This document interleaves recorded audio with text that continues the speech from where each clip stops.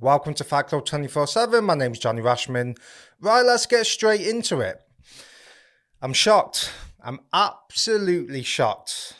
Shocked at that performance yesterday afternoon by a special Japanese fighter in Inoue. Shocked. Right, usually my predictions pre-fight, I usually get it right.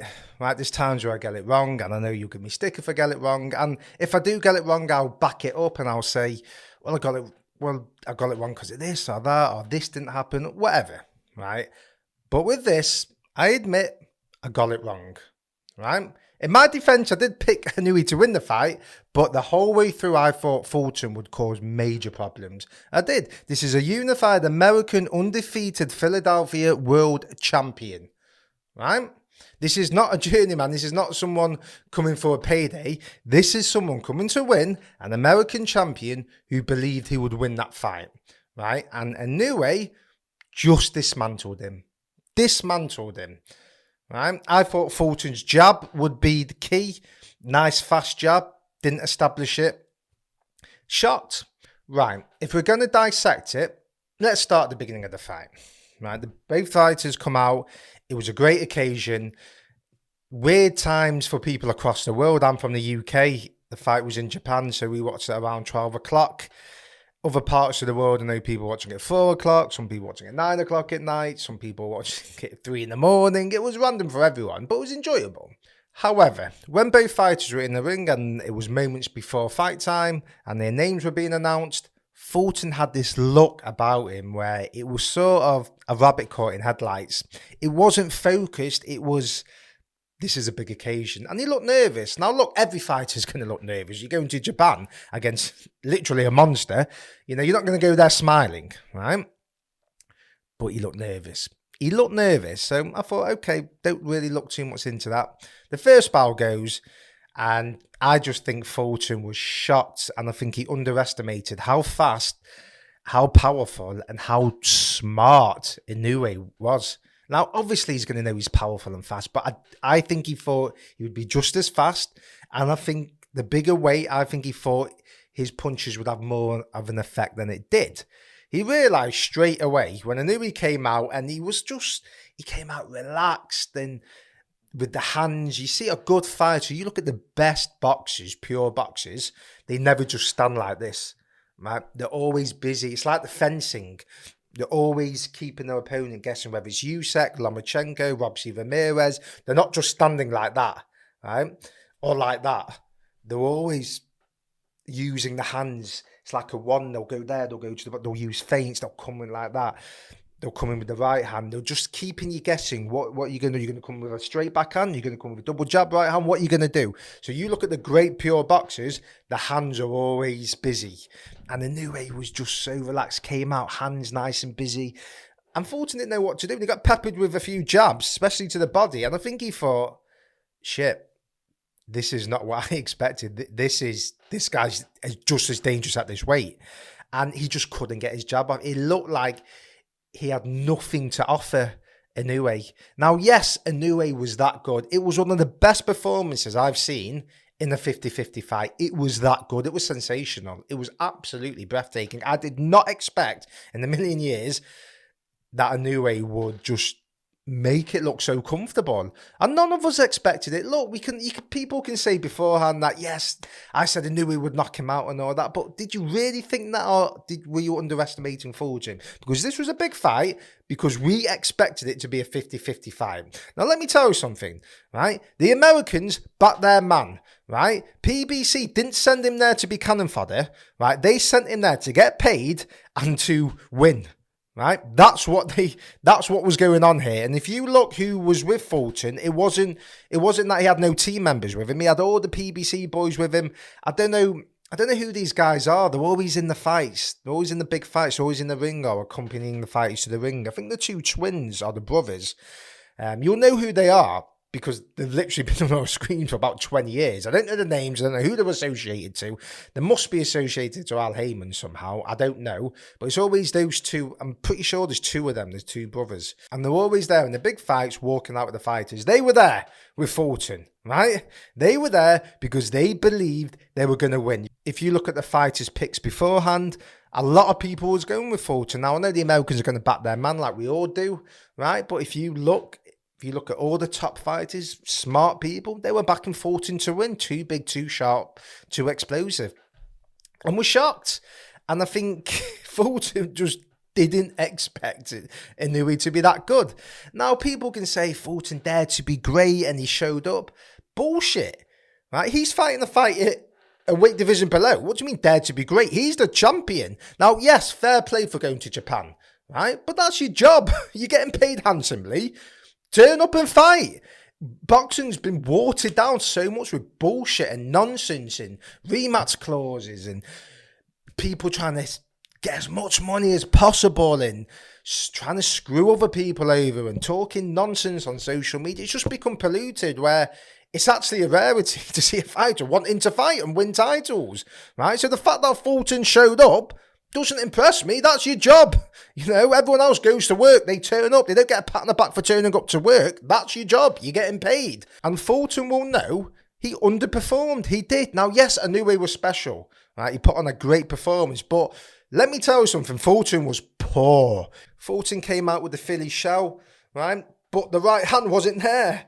Or to the chin, it was there. You can't do that against a fast, dangerous puncher like Inoue.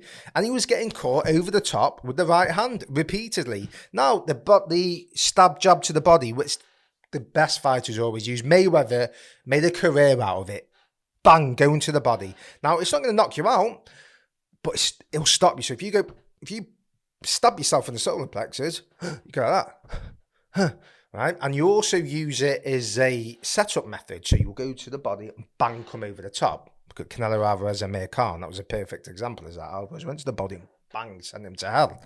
Right, so you think someone with Fulton's boxing IQ would understand that that's what Inoue's doing. That wasn't some sensational boxing technique. That was just pure boxing basics. Go to the body, go to the body, go to the body, go to the body, go to the body. Go to the body, go to the body.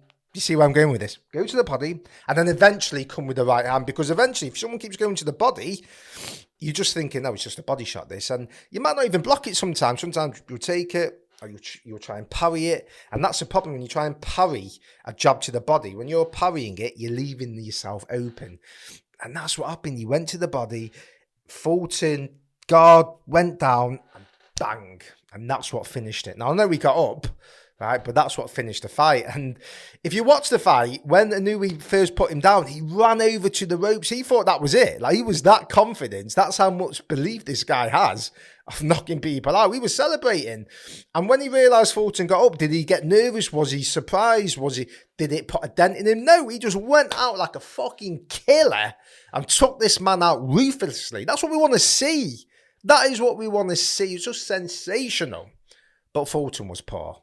He was poor. Now, I know his friends and people in America are gonna back him, but listen, it doesn't matter where you're from, what country you're from. If he was from England, if he was from Thailand, I would say that was a horrendously poor performance. And I'm sure he will say that himself. If they watch the tape, there's loads of mistakes he's making. Foot movement, defense is not up, not committing to the shots. Now, it's easy for me to say here, commit to your shots against an absolute power puncher like Inoue. But when you're fighting someone like that, and they're a good counter puncher as well, you're in no man's land, because you're thinking, if I commit here, and if I overreach, or if he moves, steps back, or if he slips under and he connects with me, I'm getting put to sleep.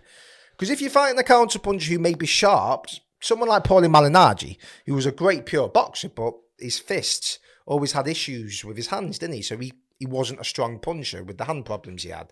Right? So sometimes, okay, you might fight a boxer like Malignaggi and he might counter-punch you, but you'll take that and you'll walk through it. You can't walk through Inoue. You can't walk through him. And Fulton just didn't want to commit. He just didn't want to commit. He didn't want to double the jab. I said pre-fight, the jab would be the main issue. He didn't want to commit. He didn't want to vary. He didn't double it. He threw it once and that was it. He was just worried about throwing a shot. And I said the right hand, which many people didn't pick up. Pre-fight, I said Fulton's right hand would be his honey punch. He literally threw it a few times. And the times that he did, he actually had success with it. Right? But you could tell he didn't want to commit. I actually tweeted at the end of the 5th round that Fulton needs to make a dent here because this is in danger of becoming a beatdown. And he literally got stopped a few rounds later. Look, I'm not going to sugarcoat this. It was a great performance from Inoue, but it was extremely poor from Fulton. Now, look, if it's a war and it's a back and forth fight and you're both having success, fine. This wasn't that. He had absolutely no success. He wasn't throwing anything.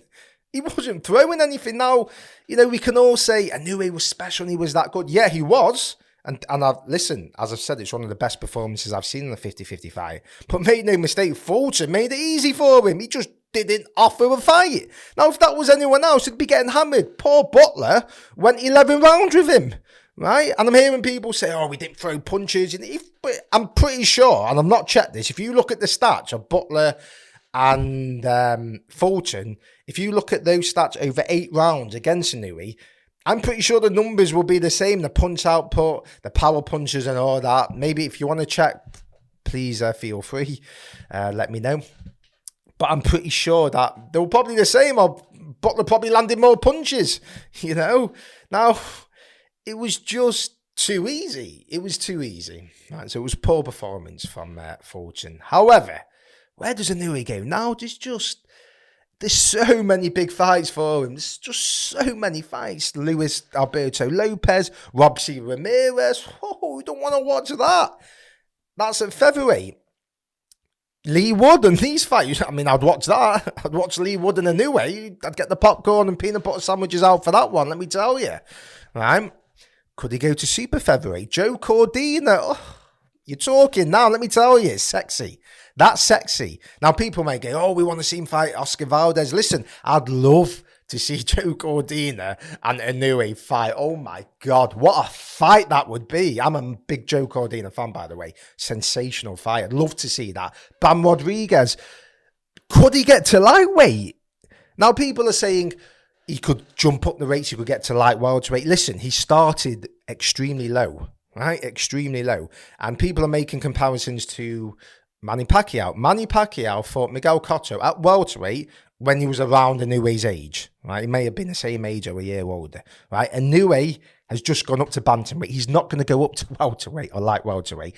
I will be shocked if he got to lightweight. Shocked. Absolutely stone cold shocked. Can't see it. I think super featherweight is the absolute max. But you don't know. I mean, I was surprised by this performance. I thought Fulton's weight and size would cause him issues. It didn't. If he keeps going through the weights like this, who knows? It's going to be interesting to see. I'm going to tell you that for nothing. It's going to be very interesting to see. But Inoue performed, didn't he? Great performance. And yes, I got that prediction wrong with how the fight would go. Right, and I'll hold my hands up with that. I don't mind it when a fighter puts on a special performance. It's when it's controversy and things and corners throwing towels in and wrong decision or that annoys me. But if I get it wrong, I'll pull my hands up. Right? It was a sensational performance from Inoue. Unbelievable. Let me know what you think. Do you think it was a bad performance from Fulton? Were you expecting more? Did you think that's how it would play out? Like, comment, subscribe, let me know.